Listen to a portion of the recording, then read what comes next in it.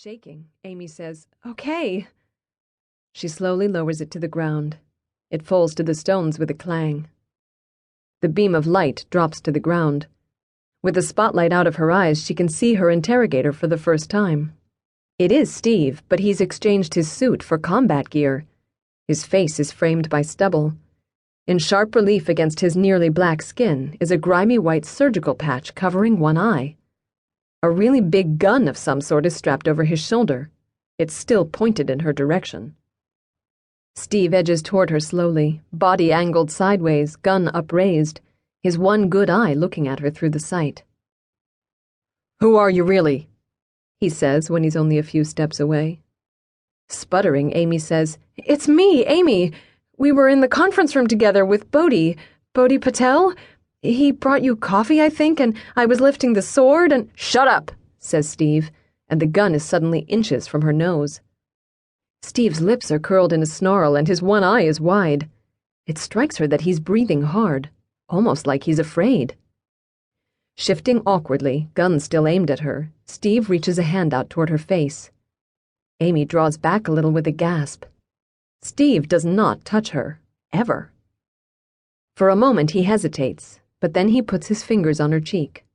His fingers are cool, verging on cold. He taps her once, twice, and then he brings his hand up to touch her hair. Her own breathing has become as loud as his, and her heartbeat is deafening in her ears. She says. "Amy?" he whispers, his voice awestruck, the white of his one eye wide. Tapping her cheek again, he says, "It's really you?"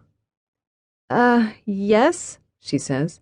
"What happened? Where is Bodhi?" Steve drops the gun to his side.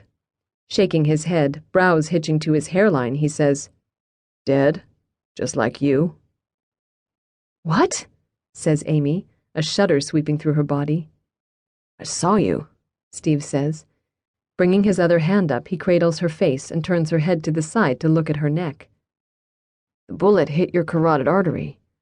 There was nothing we could do, not even Thor," he whispers. His lips part and his eyes stay riveted on Amy's throat as though he can't believe what he's seeing. He looks awestruck, bewildered, and frightened, like he's seeing a ghost. Clasping his wrists, Amy says, "No, it just missed. You got to me in time. Thor took me to the trauma center." She's alive, and Steve has to believe it because this is so weird she might actually start to doubt it herself. Hands falling away, Steve stares at her, face blank. And then Amy's thoughts snag on another one of Loki's memories.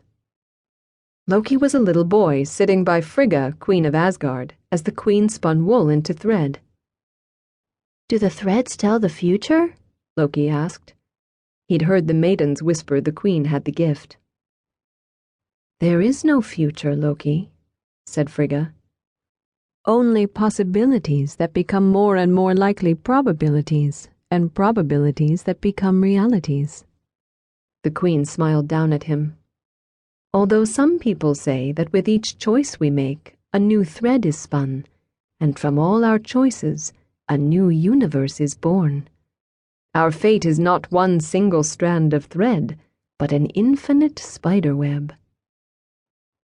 Amy groans, even as she feels Loki's childlike wonder at the possibility of infinite versions of himself. So the quantum mechanics' many worlds interpretation has validity.